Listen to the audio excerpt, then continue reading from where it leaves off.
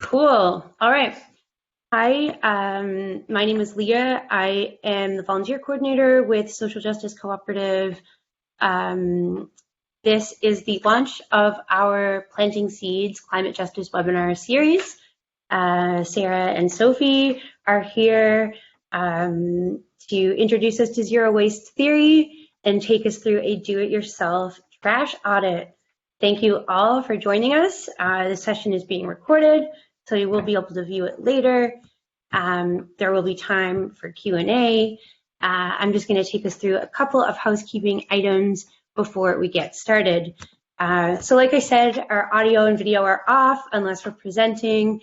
So we want to make sure it stays that way to keep things running smoothly.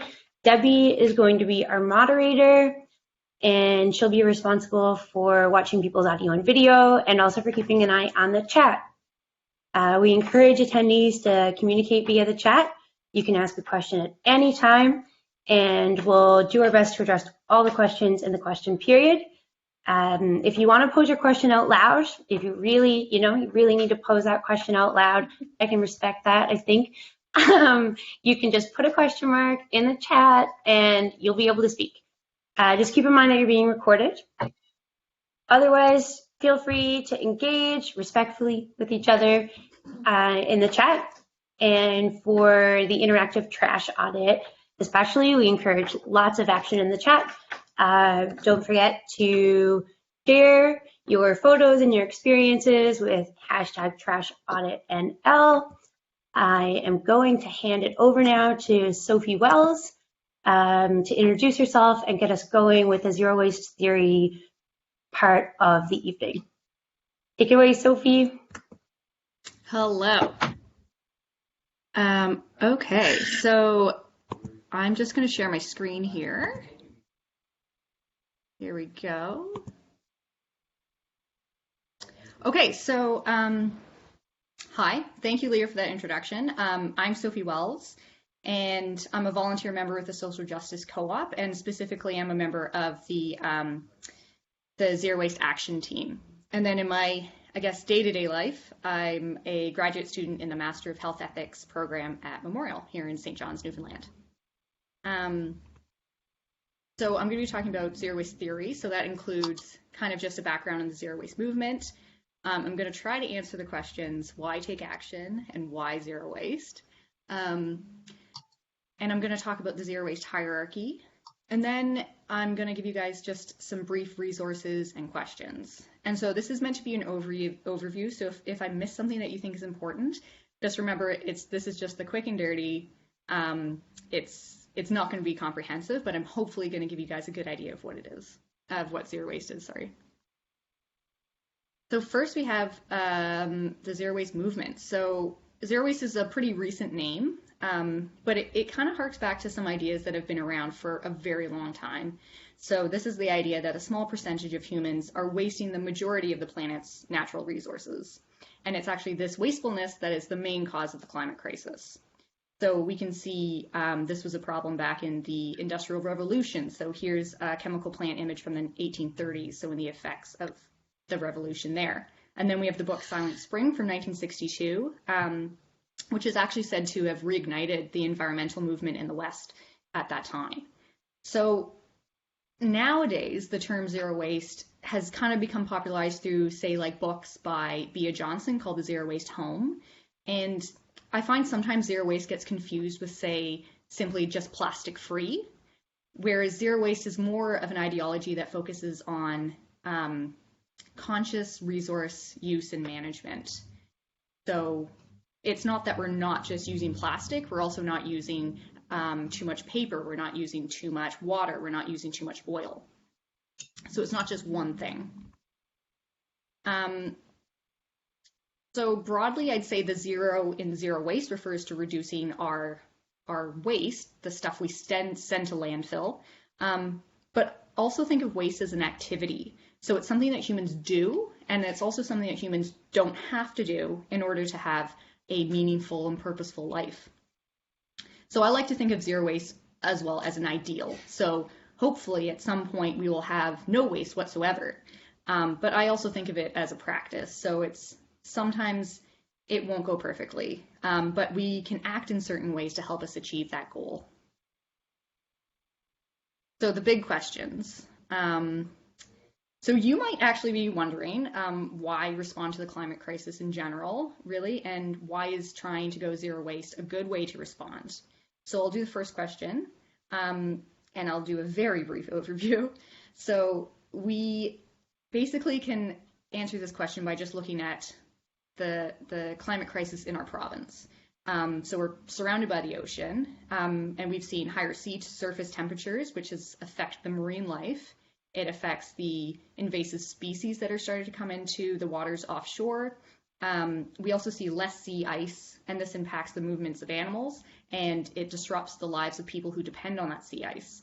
So you can see this picture here I've got is off the coast of Black Tickle. It's an island off the coast of Labrador. And so they use the sea ice when it's firm enough to go back and forth from the coast of Labrador. And so when it's not safe, they actually can't make those trips, and it makes it a lot harder to provide for their communities. So higher sea temperatures actually also probably contributed to the excessive amount of snow that we had. It was just a little bit of snow, but it seemed like a lot at the time. It was a lot in St. John's in January. So, and obviously rising sea levels as well will destroy all that coastal infrastructure we have across the coast. And then, so like, it sounds pretty bad in Newfoundland and Labrador, but then we're also not cut off from how the climate crisis will affect the rest of the world. So for instance, we import 90% of our fresh vegetables, and droughts and torrential rain in these places that produce our food will really have an impact on us. So basically, we know that climate crisis is human-made, but why should you focus on your individual actions and your individual waste? You may think. So you may have heard that the top polluters are not actually individuals, it's actually corporations. And unfortunately, we actually don't have very accurate data for how much waste is produced by whom. But in Canada, the best estimates put municipal or domestic waste, so that's individual waste, basically. We put that at 3% of the total waste created in Canada. And industrial waste is 97%. So it is a huge disparity. So you look at this and you think, oh, okay, well, why should I as an individual, why should I take it upon myself to reduce what would be a small amount of waste in the grand scheme of things? And it's just because we're still part of that problem. Just because we didn't create that trash ourselves doesn't mean we didn't cause the demand for it. And also, if you look around, you see how our individual action does have an impact. So a study in March found that levels of air pollution dropped 25% in Italy during their COVID-related lockdown. So it's hard not to see how that is important as well. So again, like I said, we also demand the things that industry produces. So we use oil in our cars. We purchase food from across the globe. We support mining of scarce resources when we, keep upgrading our phone when we don't need to. And so when we don't buy from local food producers as well, we are giving a tacit support for this mass agriculture and chemical fertilizers and soil degradation. So really for me and for a lot of people, zero waste is a way of thinking that can actually help people do their part individually to reduce their production of waste, but then it also helps people to reduce their contribution to industrial waste. So I like to imagine the ripple effect of many individuals refusing single-use things, refusing fast fashion, refusing car transport, refusing new phones, repairing their appliances, not buying things that have been shipped across the globe. So you imagine everyone doing their small part to reduce this demand for things from industry, and you see that individual effort actually makes a collective impact. And you can see some of that customer demand here in St. John's. So the Natural Vibe in St. John's put in a refill station, and you can go in and refill your soaps and things. And there's other places like that that have that. And then as well, people have really been speaking up about the desire to have pedestrian-friendly Water Street and Duckworth Street, and that would be a way for people to reduce their use of their car.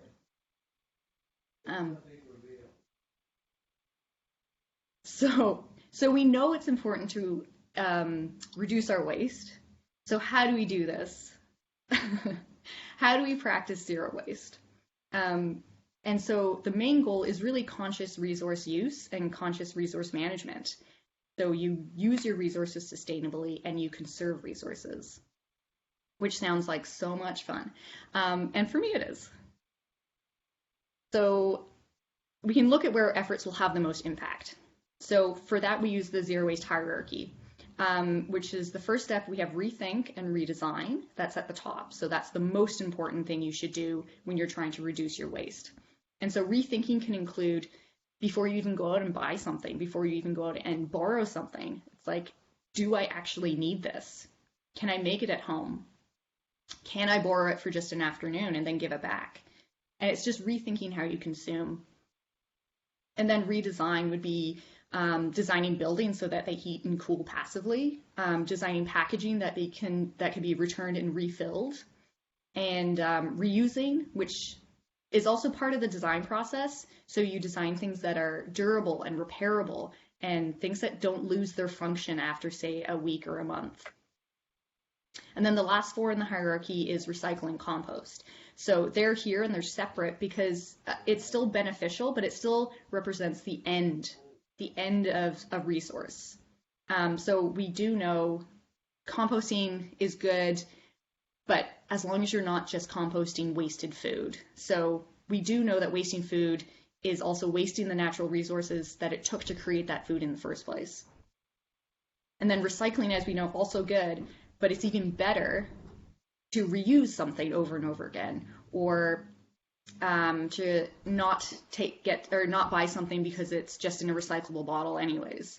So recycling is not actually an infinite loop of plastic, and it's not just being made into useful things every time. It eventually starts to degrade, and it does end up in landfill anyways, or it could end up as microplastics in the ocean and in our food system.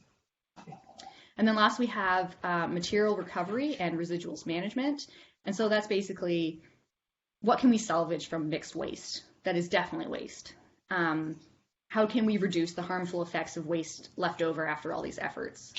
And then last we have what is the unacceptable, which is incineration and waste to energy, which is just in a zero waste system is always unacceptable because it just destroys that resource altogether. So there you go. That was it. That was the quick and dirty zero waste. Very, very broad strokes. These are the resources I have, and a lot of them I find very informative, or I find them inspirational. I'll admit the first two are mine, so that's fun. But I do want to highlight Catherine Kellogg's blog, so goingzerowaste.com, and hers is just, I would say, very inspiring. It's very approachable, and she really details her struggles, which are so very human and very funny. It's a good one to get into if you're just starting out, or if you're just kind of, interested in general. And then if you're interested more in the academic side, so Max Leboiron, who's a professor of geography, and then there's others with her as well that have a website called Discard Studies, and it's excellent. It's sort of like the meta questions around waste. So why do we have waste? What things do we call waste and why? And then I did take a lot of our my climate crisis stats from Newfoundland and Labrador's Vital Signs, which was a report done by the Harris Center here in St. John's and in partnership with Memorial. So yeah, that's it. You will make mistakes. We all do. I made a ton. I'm still making mistakes. But if everybody keeps trying and keeps doing their best, then that's going to be good enough. So if anybody has any questions, please go ahead, ask in the chat, and then Debbie will read them out. Correct, Debbie?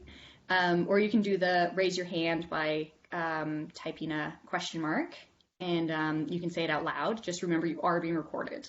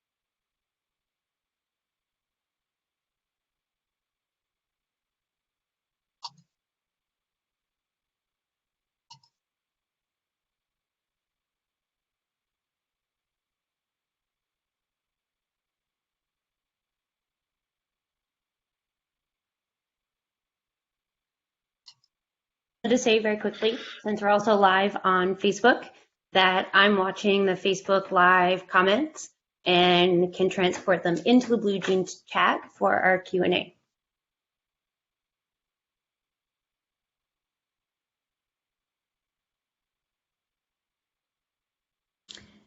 So that's okay. So if there's no questions, I'm going to pass it over to Sarah, and she's going to dig through her garbage with us. Yeah, it's going to be a lot of fun. Thank you for the introduction, Sophie, and to the SJC for letting us launch this awesome series. My name is Sarah. I'm also a member of the Social Justice Co-op and of the Zero Waste Action Team, as well as a couple of other action teams. In my day-to-day life, I'm a music scientist. I know that's not something that's usually known, so just as an example, two of the things that I study are how older adults perceive music, so we're trying to understand if that changes or not, and I also study how the brain learns music, so how that looks, the patterns in the brain. It's just two examples of the kind of things that we do in music science. In terms of zero waste, I started in 2016, and I can't remember exactly why, but I was sort of aware of how much waste I was creating, and my goal these past 2 years has been to not only reduce the garbage that I make and put in the landfill itself, but also, like Sophie said, just reduce my consumption in general and just really question what is essential, what do I really need, and how can I reduce my consumption. And so we're going to go through a trash audit. So the first question, I guess, would be why do we do this? And what is it? So for those of you who may not have done the trash audit yet or will be watching this later, very quickly, essentially all a trash audit is a way to notice your patterns of waste. And so what I did is I started a new garbage bag. It turns out to be about a month ago now. And I gather all my dry garbage together. Right? You want to separate your dry from your wet. You don't want to mix food in there because that's no fun to go through after. Keep all your dry garbage together. Set yourself a time frame. Say I'm going to go through my garbage for a week, maybe 3 days, maybe 2 weeks, whatever works for you. And also set a scope for what you're going to look at. Are you going to look at the garbage for your whole house? Do you want to look at just your living spaces, maybe just your kitchen or the bathroom? And set that up beforehand so you know really what you're looking at. And so with that being said, I'm going to walk you over to my garbage for a month. So I've laid it all out in the ground, all the dry garbage, and I put it together in categories. Sort of what tends to group together? What are the patterns that you're seeing? Now this chip bag, this is what I keep my garbage in, and then other bags like tortilla bags, other chip bags, delivery bags, and that's what I keep my garbage in because I don't make enough to use black garbage bins. And so, I don't know how well you can see this. I'm trying to hold my computer sort of upright, but there are things in here like grocery receipts. And unfortunately, this paper can't be recycled. And I've got the stickers from different fruits and vegetables. I've bought avocado in bags. Sometimes I try to buy them single, sometimes it doesn't work out. I've got some old socks that are really, really bad. Tofu, unfortunately, comes still in plastic right now. I've got some cheese and some various packaging. I've been eating a lot of pizza since the lockdown. Here's some noodles. I bought some socks recently. And then here are a lot of little bits and bobs. For example, this comes from kale. Right, orange juice containers. This is from berries, right? Well, that's a bit of a glimpse into what my garbage is. And I've noticed when I started doing this that actually the vast majority of my waste is organic. Right, and that's something that I hadn't really noticed until I separated it. So maybe that's something that you have noticed in your trash audit if you did one this past week, or that you notice in the future. My compost bin has a lot more in it than my garbage over the same period of time. So what I want to do next is invite you all to share your own trash audit. Now, you don't have to put your video on or anything, but I want to ask you a couple of questions. So I'll post them in the chat as well. But one of them, the first question I want to ask, is when you look at your garbage, for you, what was your biggest source of trash? Like, what was the one biggest category? For me, it's food related, so it's food packaging. Second question, do you have more or less trash than you expected? 3, is there any trash that you make regularly but not frequently? That maybe ended up in your trash audit but maybe didn't. Things like a toothbrush, right? Usually you'll eventually throw that out, but it doesn't happen very often. Cleaning bottles, shampoo bottles, that kind of thing. The stuff that you buy regularly but less often. And then the last one is if you could pick one habit to change when you're looking at your trash that could get rid of one source, what would it be? So I'm going to post those in the chat.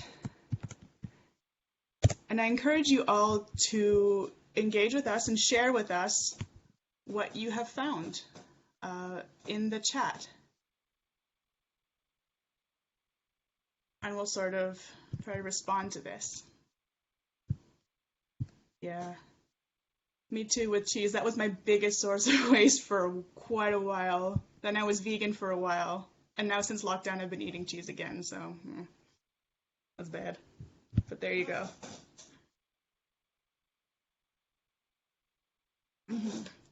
So while you guys are having a look through and sharing in the chat, I thought I would take the time to go through a couple of examples of things that I have replaced my typical trash with. There we go, I'll push it back a little bit. So first, I've got most of my bathroom stuff here. So I use a bamboo toothbrush. These are compostable. These particular ones I bought in the UK before I moved here. I still have some, but they are available in a couple of places in St. John's. I know the Natural Emporium here in Churchill Square sells these, and I'm sure a bunch of places downtown. I have seen them around. What else? I have the toothpaste that I have made. This is super, super easy. It's 2 ingredients. It's coconut oil and baking soda.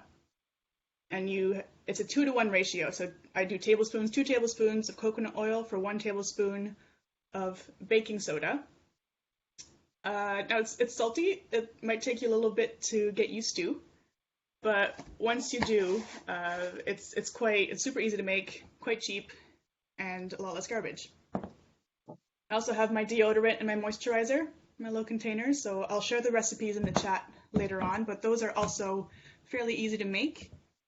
This size deodorant, this lasts me about 3 years. So I've only had to make it twice, and it lasts me forever. I only need a tiny little bit, and I don't smell, and it's like magic. It's awesome. I've also made shaving cream. This I made 4 years ago. I don't use it very often, so it lasts me a really long time. Yeah, awesome. People make their own deodorants. I should mention that for natural deodorants, it takes sometimes a while to find the right one. The very first one that I made didn't actually work. And I'm lucky that the second recipe did. The first one I tried was a spray. It was liquid, and that didn't really do it, but this is baking soda based, and that has been really, really great. Then related to shaving cream, I have a safety razor. So I bought this safety razor. Now you can see that. And you can replace the blade, and so this will basically never have to be thrown out. It's reusable forever, it's not too expensive. I have makeup removing pads. I have a package of 8. I've been using 2 for the past 2 years maybe, and they're still fine. So these are going to last me a really, really long time. And as a makeup remover, I use coconut oil. You need a tiny little bit, just wipe it on your face, and everything will just come right off. It's the best thing I've ever used. And that covers, shampoo. Oh, it became all liquidy and fell apart. Okay, I won't show you the inside. This is from Lush. So I use the hard shampoos. Now, of course, Lush has since opened in St. John's. I bought these again in the UK before I came here. But now that I know that there are also local producers, when I run out of these, I'm going to try to buy local, will be the goal. And then, well, there were two other things in the bathroom that I'm not going to show you, because one is a menstrual product. It's called the Diva Cup or the Moon Cup, and it is silicone, and it is what it says, a little cup. That is a fantastic menstrual product, but for obvious reasons, I'm not going to show you mine. The other thing that I do is I have found that toilet paper is not actually as essential as I thought. Actually, a friend of mine brought it up, and she said, it's kind of funny that humans have decided that we can cut down trees so we can wipe our bums with paper and then throw it out. And I thought, oh, I never thought about that. That was something that, well, of course you need toilet paper. And so I've cut up some old t-shirts and cut up some old rags, dish towels, I should say, and cut up in strips about this big. And I use those, put them in a bucket, and wash them in the laundry. And now I don't need toilet paper anymore. So when there was a mad rush for toilet paper at the beginning of the quarantine, it wasn't so bad. Yeah, fair. It takes.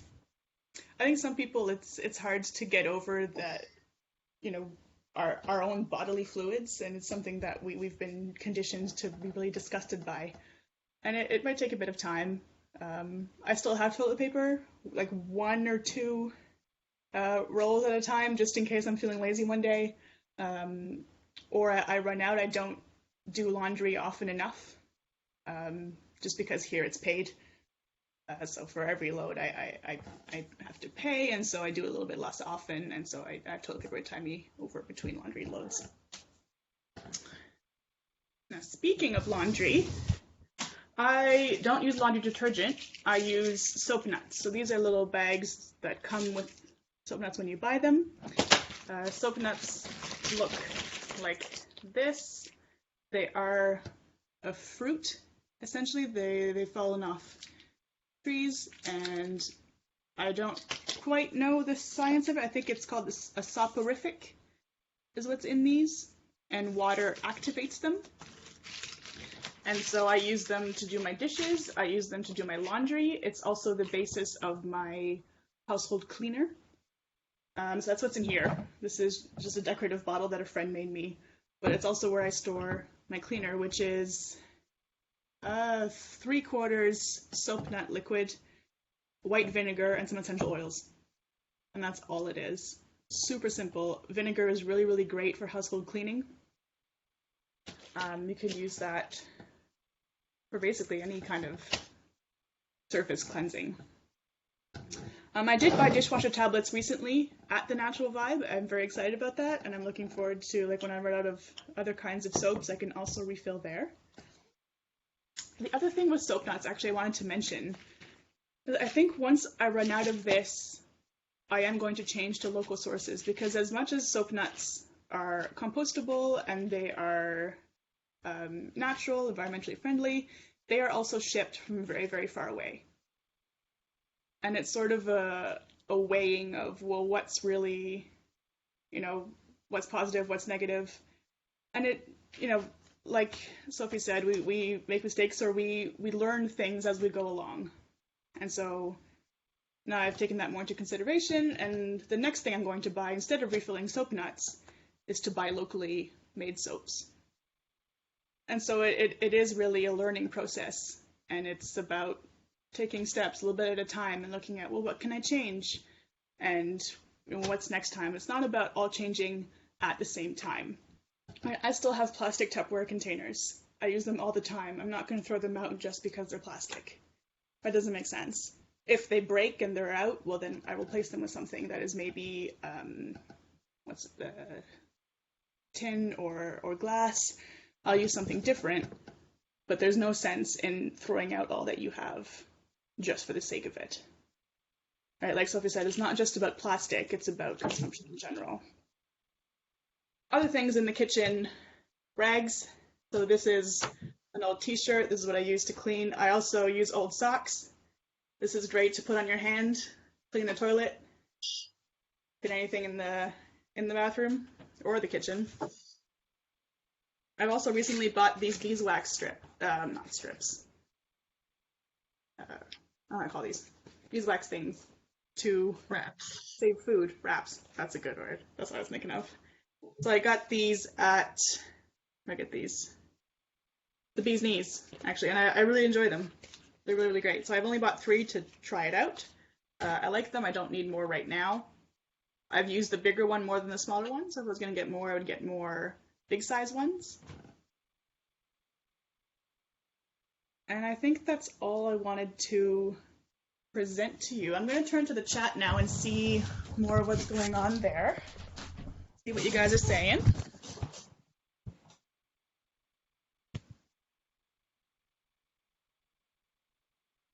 I'm seeing a lot of food and pet related waste as well. That's a good point. I don't have any pets myself, and I don't know what the answer to that is, to be honest. Sustainability of coconut oil, that just came up at the bottom. I don't know. Honestly, I don't know. Good question. It came up for me with almond milk. Right, the whole craze of when I was looking into being vegan, and everyone's drinking almond milk, and I thought, well, first of all, it's super expensive. Almond butter as well, right? Very expensive, and also not particularly sustainable. Same with avocados. Like, I eat avocados, but I also know where they come from, and I know there's a lot of violence associated, and I know there's a lot of misuse of water, and it's just one of those things where you have to try to weigh your options, and it's unfortunately really, really difficult to do everything absolutely perfectly. Because my solution for the almond milk is that I make my own oat milk. Because it's really, really easy. Any kind of nut-based milk is really easy to make at home. You do cashew, almond, and oat, I think, are the most common, most popular. You just soak a bit of oats overnight and then blend them with water. Strain it, and you have oat milk. Sophie, I see, has a question. Go for it. Yeah, I just wanted to add on to your what you were saying about, like, yeah, I also eat avocados. How do I kind of rectify that, and with my knowledge of where they came from and how much water was used to produce them and things like that? And I think people need to don't be too hard on yourself. Because if you start thinking about everything all at once, it does get overwhelming. So for me, the first time I started thinking about my waste and things like that, I did get overwhelmed, and I did cut out so much. I cut out so many things. Like, I stopped buying bananas as well. And then I found I actually hadn't replaced that with anything. So I found I was just not eating anything, which also isn't good. So you have to know your own limits, and recognize when maybe you've gone a bit too far, which sometimes happens. So for me, I went back to bananas, and I went back to avocados, and hopefully soon I'll be able to figure out something that replaces that. So just work in progress. It's all a work in progress. Don't hate just because we still eat avocados. Yeah. I think it's especially tricky here because, like you said, 90% of our food is imported. Like, it's really hard to eat a completely self-grown diet, right? And to avoid food miles at all costs. It's tricky. I think we can do our best. We can buy locally in the summer and the fall when the farmers markets are open. Maybe you're able to grow your own food. I mean, you've seen my entire living space. I don't live in a very large space, so I don't have that much space to grow. But I just recently bought a tomato plant, a strawberry plant, some herbs. I'm planting some leafy things for my windowsill. So, like, that's the extent of my growing. But we're hoping for a garden in the back of Churchill Square, which would be excellent. I'm hoping for that in the next couple of weeks. I mean, I didn't expect it to snow yesterday, so apparently frosts are still a problem, so we're gonna have to wait a little bit for gardening here. I just saw a question from Carolyn that I'll answer, and then I'll pass it on to you, Sophie. Carolyn asked if I see a big difference in the amount of waste between the UK and here. As that, on a personal note, I found it a lot easier to make less waste in the UK, particularly in the grocery stores. It was easier to find things that were not packaged for produce. And it was easier to and there were markets all over the street that were very cheap. So it was very common in the neighborhoods to go to a market on the street where you'd get a bowl of tomatoes, a bowl of bananas, a bowl of whatever, all the fruits and veggies for £1 each. And so it was cheap and it was easy. They also did a campaign in the UK against food packaging where consumers would, when they bought their produce, would unwrap it and leave the packaging in the grocery store. And that had a fairly significant impact, where packaging was reduced. Unfortunately, it crept back in again, and you would see things like a peeled orange wrapped in plastic, or a banana wrapped in plastic. And that was infuriating, because why? But beyond that, yeah, one thing that I did miss was bulk buying, which is very hard to do, very hard to find in London. I've only ever found one shop that does that. Their excuse, or I should say reason for it, is the lack of space. Right? They don't have the space to have a huge store with bins. Whereas here, I'm very glad to have bulk buying again in my life. I hope I answered that question okay. I'll pass on to Sophie. You had a question mark there. Yeah, I just wanted to say if anybody is interested in starting their own community garden, because it's just the most fantastic way to be more sustainable, growing your own food directly onto your face, is to, you can look up Food First NL, so that this is specifically in Newfoundland and Labrador, Food First NL, and they've got some great resources for like how to organize people, how to set up a land agreement with somebody maybe who has land that you want to use for a community garden. So it's a great resource. So it's Food First NL. I'll type it in the chat. Fantastic. Hey, Sophie, well, I've got you here. Can you turn your camera on for a brief moment because I didn't get a photo of you during your presentation?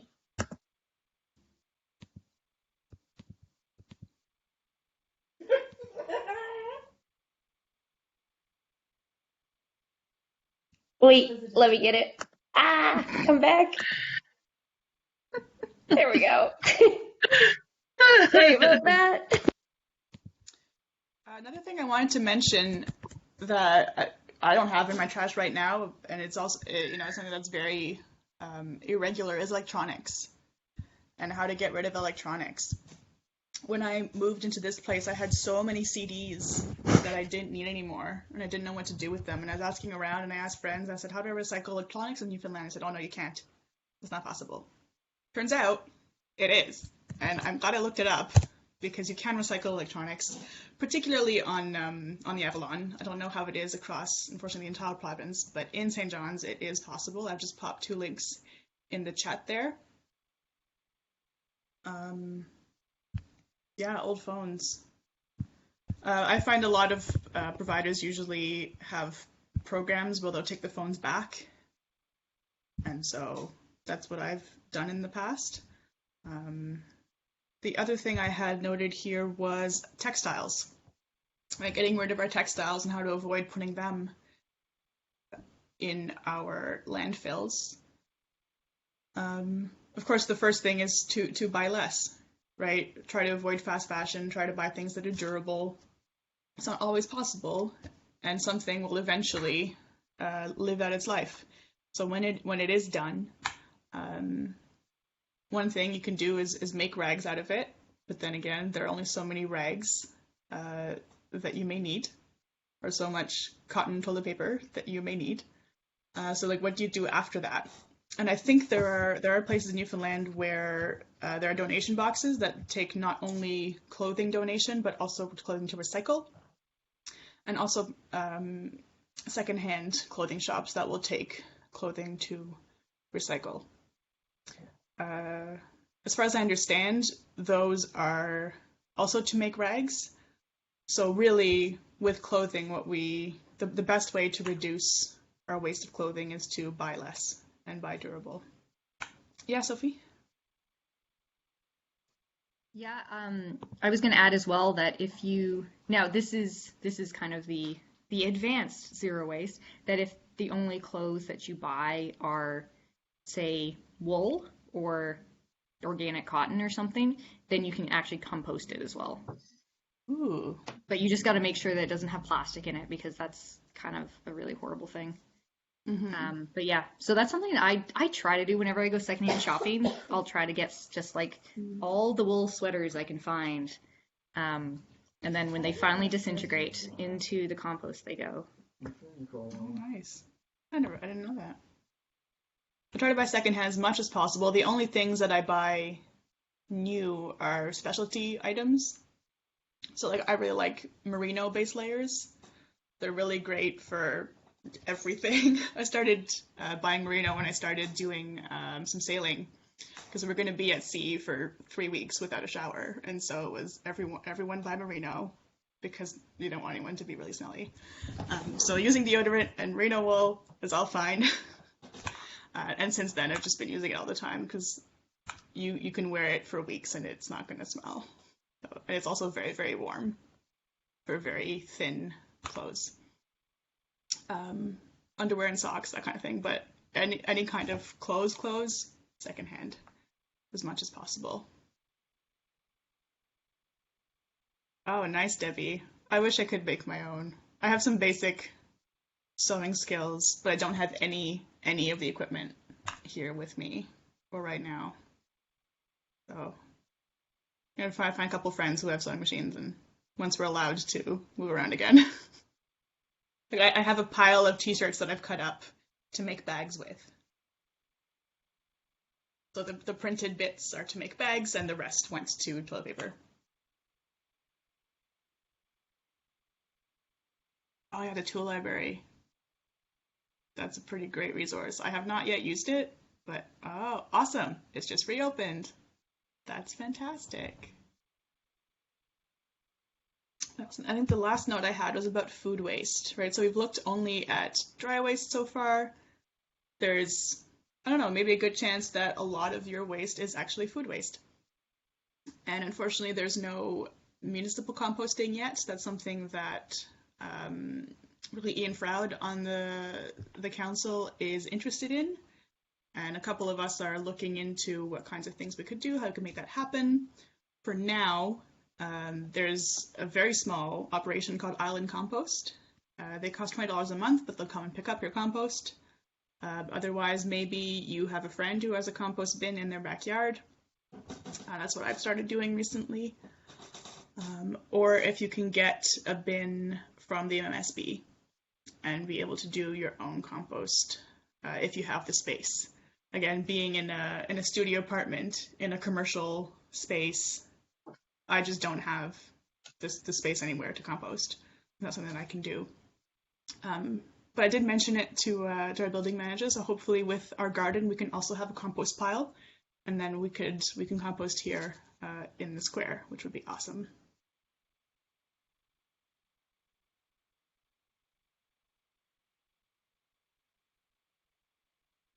What do you mean, Leah, about food packaging?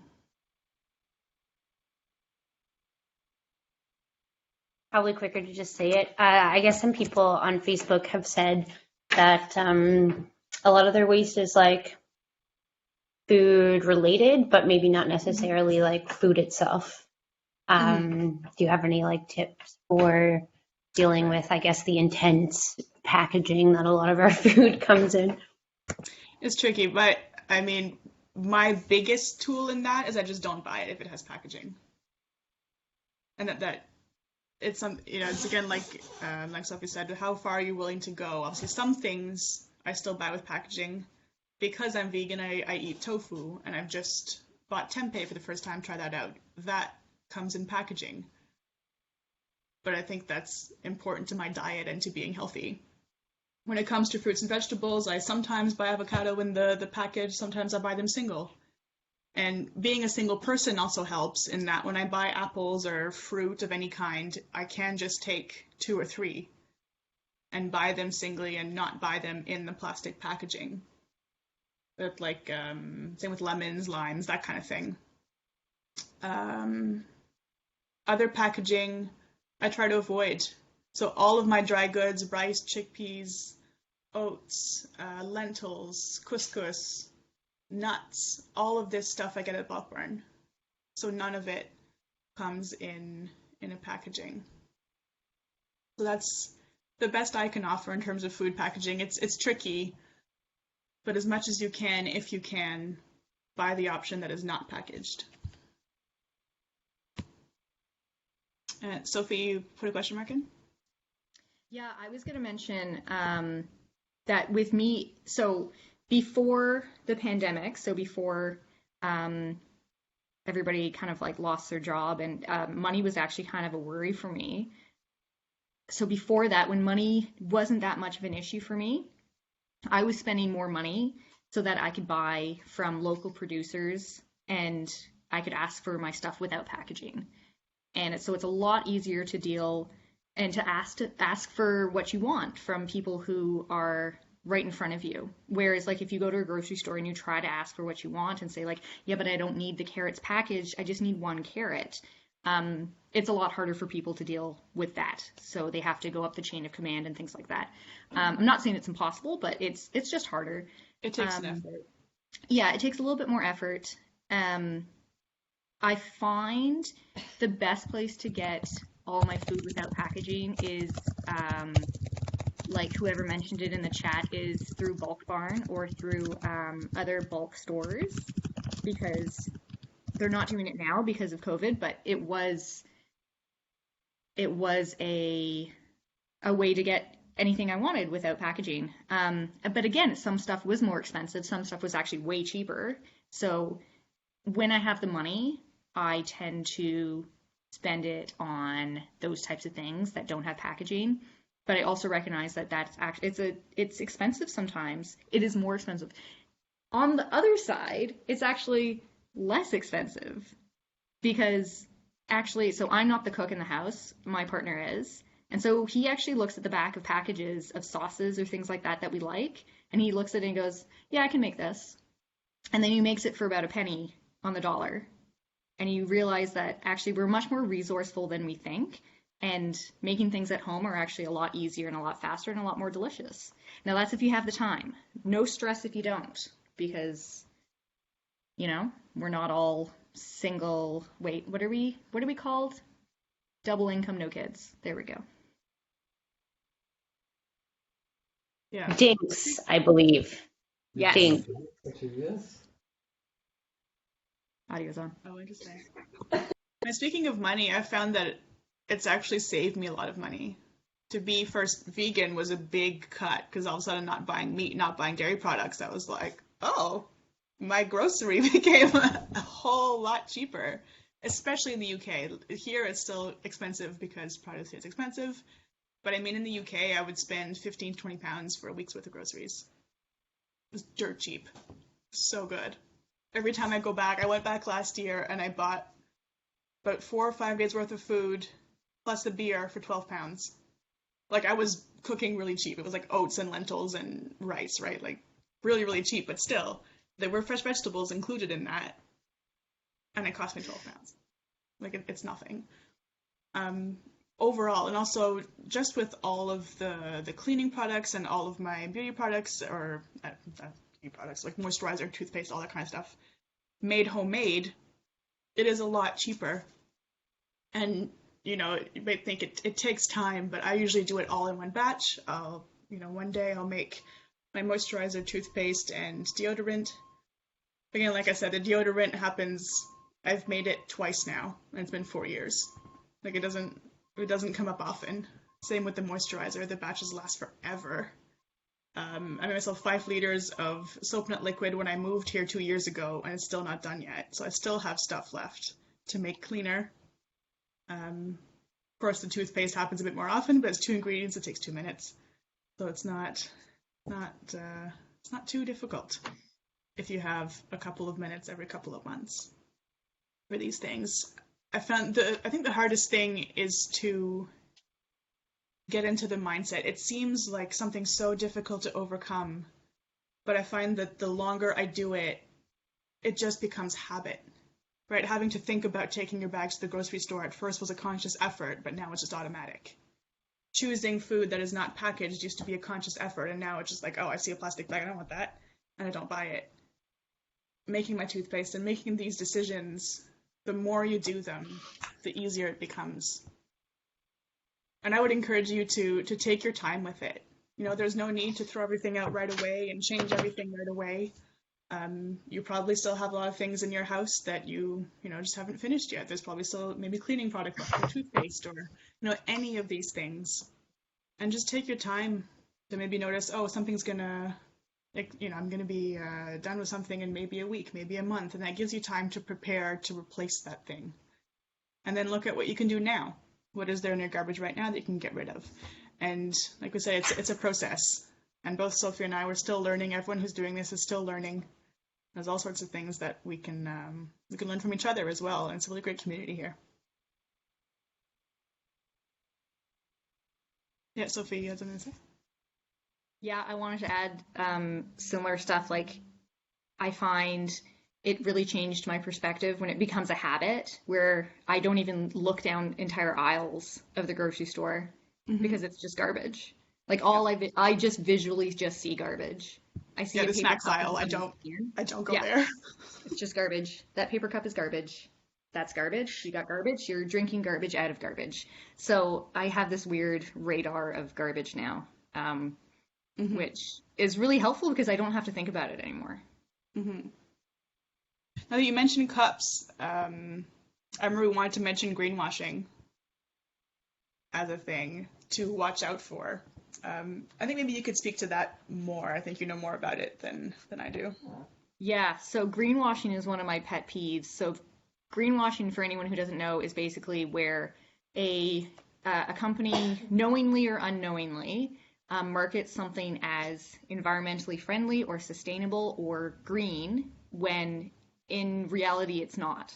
So a good example is compostable coffee cups, which are actually only compostable in industrial facilities. So places in Newfoundland buy these cups thinking, no, great, compostable. So when they go in the compost, they degrade and it's fine. But we don't have any industrial composting facilities in Newfoundland or in Labrador. So it would be impossible for that to degrade in the proper conditions. So putting that in a backyard composter, it won't degrade. Another example would be, I just saw an ad for a beverage container that someone's developing so that beer and, say, Coca-Cola products can be put into this beverage container. It's made out of plant-based resins and stuff, so it's entirely compostable in a backyard composter. And I would consider that greenwashing, because why are we still using a single-use product when you could just encourage the use of returnable bottles and especially refillable growlers, which I find just so satisfying when you take your growler over to like the brewery and they just fill it up for you right there.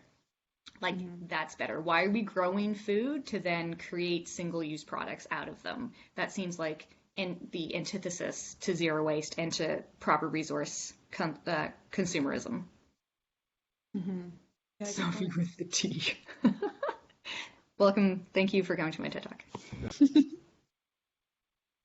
All right, we have 5 minutes left on our official webinar time. Are there any other questions?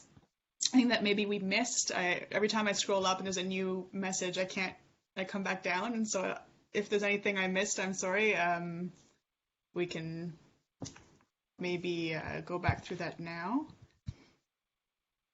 Flag some new questions or flag some questions that we haven't quite addressed, using either the chat or a question mark if you want to speak.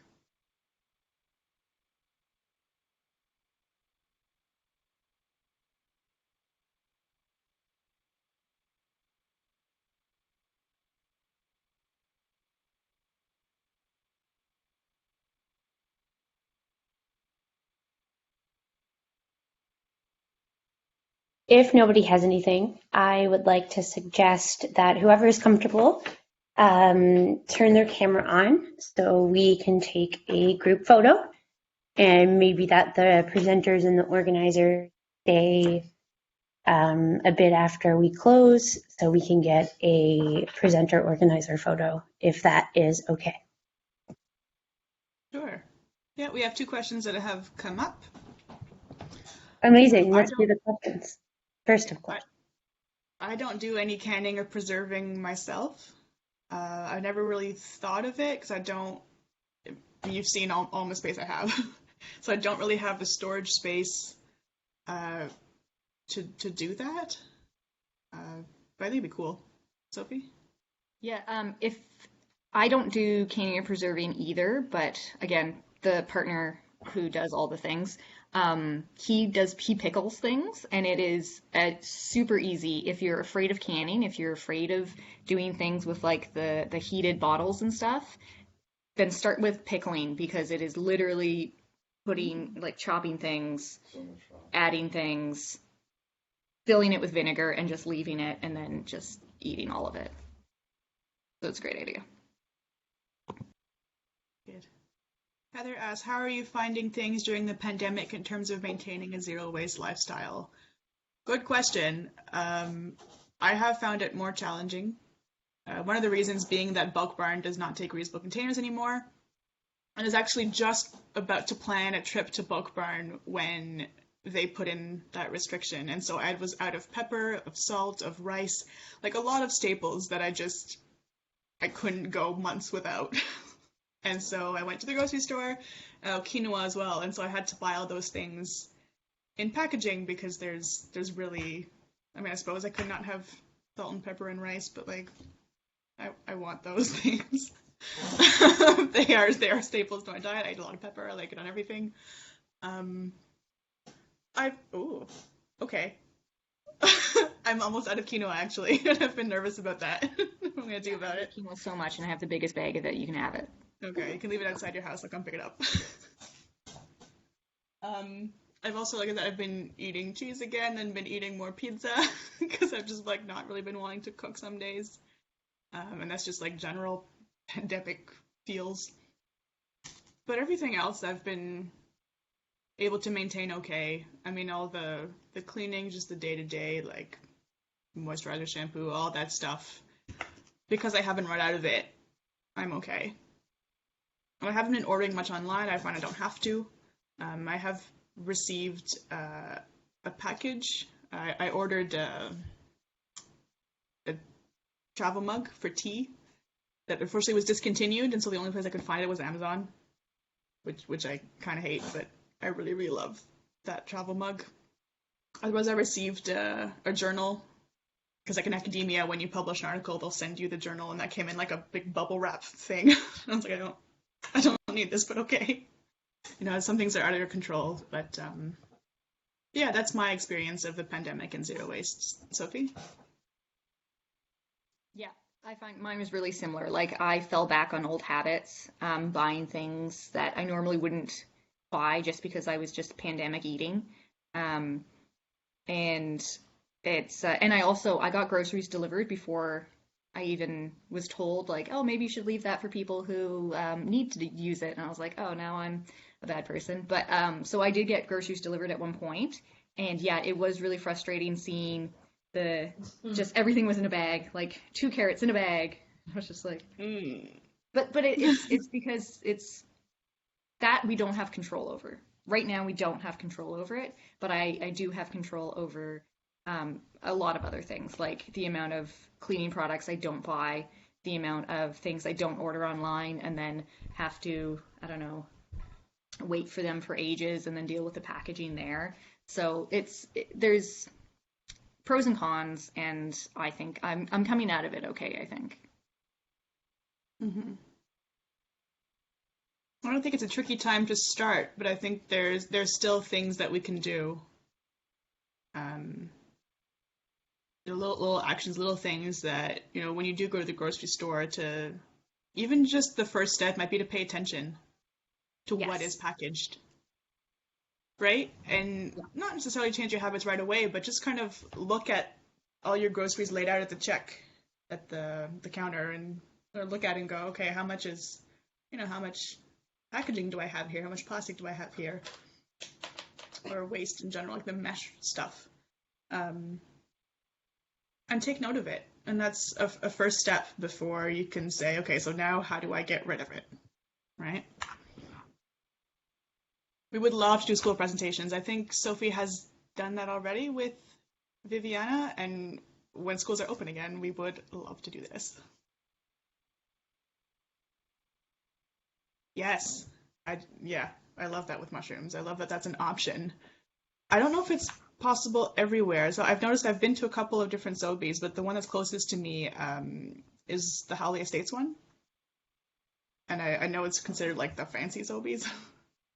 And I think there is more, like there's a bulk buying section, and there is more availability of loose produce. And you can buy a single carrot, and you can buy these things unpackaged and in a brown paper bag. And I don't know if that's just that store. I assumed all Sobeys are the same, but maybe they're not. And so this one is really good because it's on a bus route. So I usually walk to the grocery store and take the bus back. And that's a really, really nice setup for me. Yeah, same. Reusable produce bags. Honestly, I just dump my produce all on the conveyor belt and then put them in my my reusable bags, but there you go. I know that having produce bags is really useful as well. When I know that I'm buying something like Brussels sprouts or beans, I'll just use one of my tote bags for them and do it that way. Okay. Yeah, it is a lot to remember.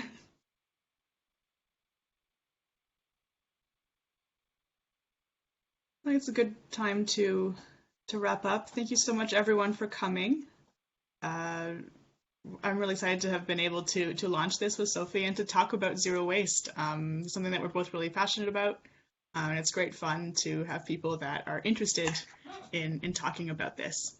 And so we're glad that you've taken something away from this, and we hope that you're able to make some change and talk to your friends, talk to your family, spread the word. This is being recorded. It's going to be uploaded onto YouTube, I believe. And so you'll be able to reference this in the future.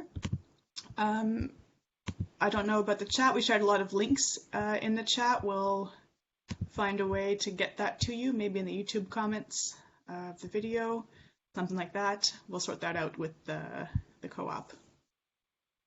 Thanks for coming, everybody. I just wanted to say that in the chat, there is a link to support the event. We've gotten a fair bit of support, so I just want to say thank you to everyone. I'm going to end the live stream in a few moments so we can take a group photo if you all would like to participate in that. Thank you all for coming. Stay tuned for more episodes of Planting Seeds, a climate justice series webinar by the Social Justice Co-op and allies. Thanks for tuning in.